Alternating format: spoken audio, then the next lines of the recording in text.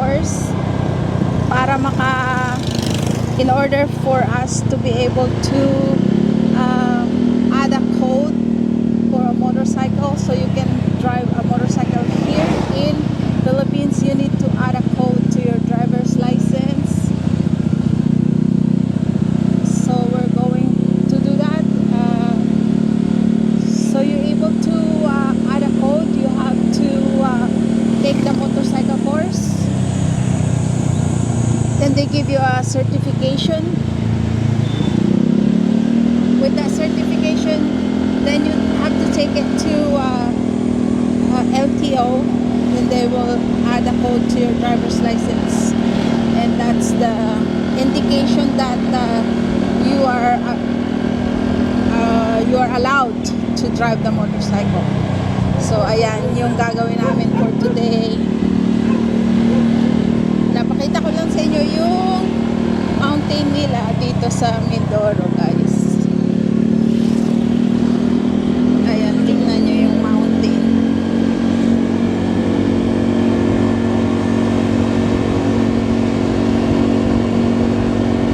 Ito yung papuntang Calapan, guys.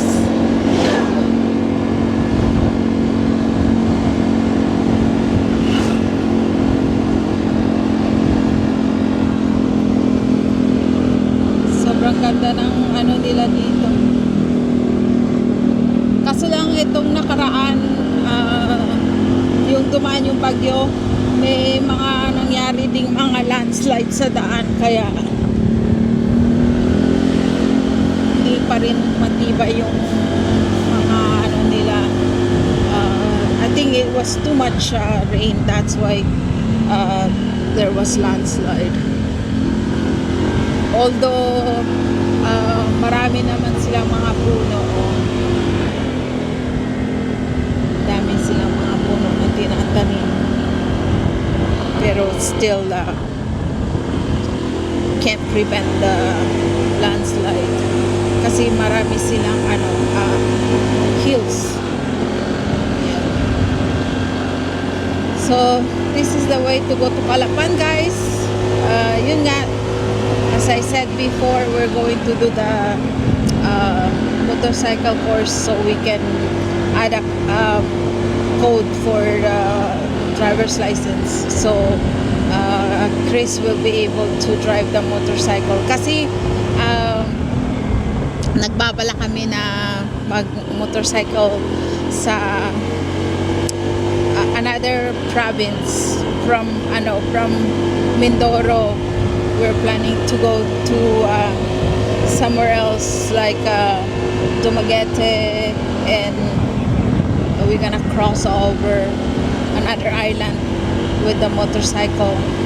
So we'll see.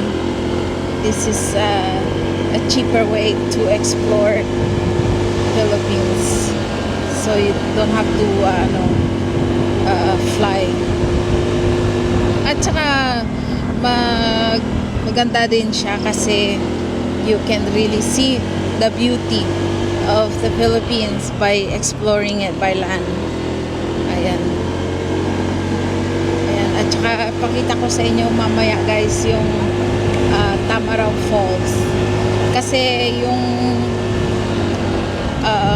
isang linggong pag-uulan dito sa, well, it was more than 1 week na pag-uulan dito sa Mindoro. Yung dumating yung 3 bagyo, yung tubig sa Tamaraw Falls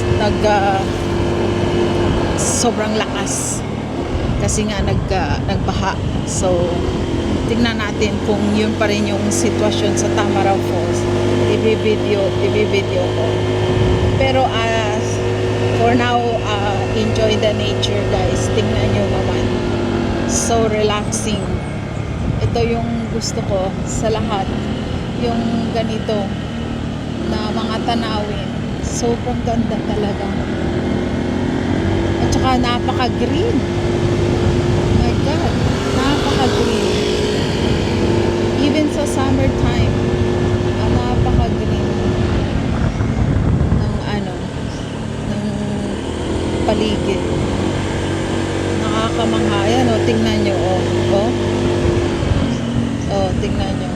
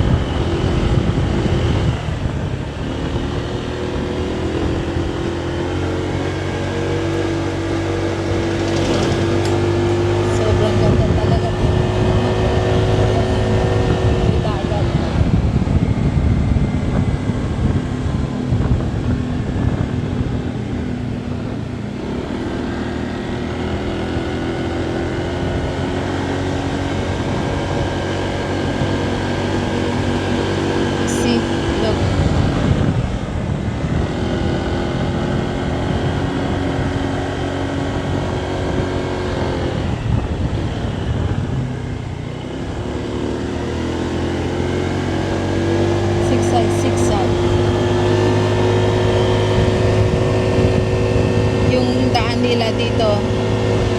Babot ng Calapan. Zigzag. Zigzagging. Yan.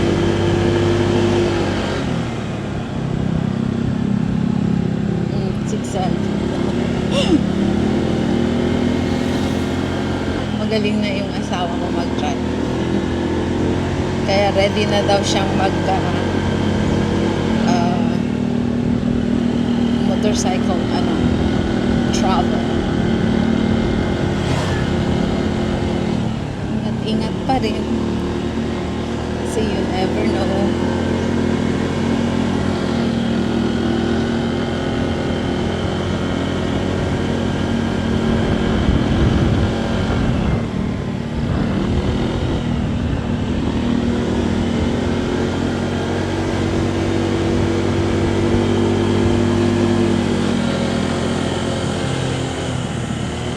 Parang may landslide din sila dito.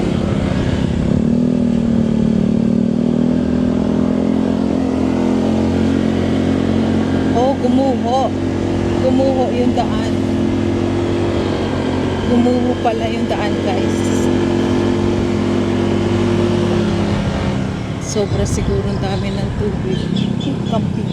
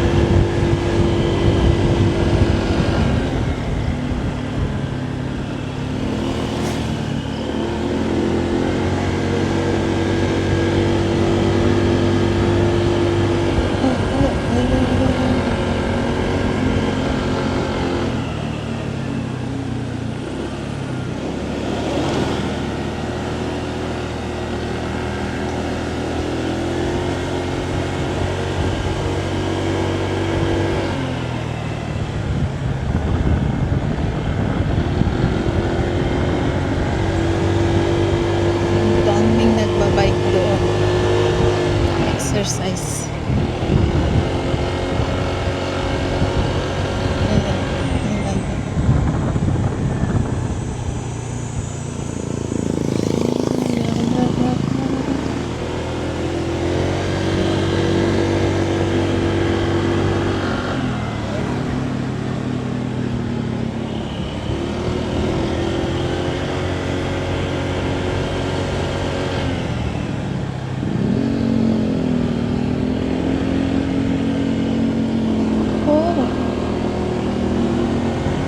Patay na uwak.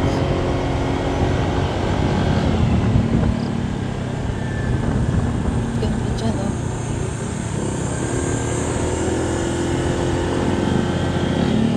Oh, may landslide din dito. Oh, tingnan nyo guys, oh. Landslide. Buti hindi nadala yung maliit na bahay. Landslide sila. Kawawa din yung mga nakatira sa bundok. Natamaan ng landslide. Hindi masyadong secure yung bahay.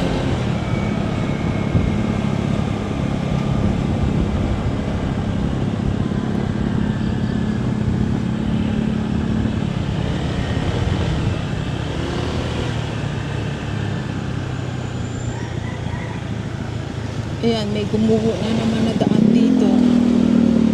Ayan, tignan nyo guys. Oh, gumuho. Oh. Ay, kawawa pa rin.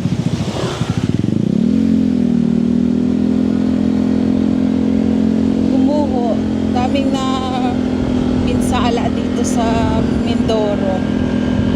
Dito talaga yung bagyo, guys. Grabe. Nakatakot yung ganun, no? Tapos bigla kang dumaan. Gumuho yung kalsada. Sobra kasi lakas ng ulan. Parang talagang everyday walang tigil na ulan. Buti yung mga mahina lang na ulan. Ang lakas.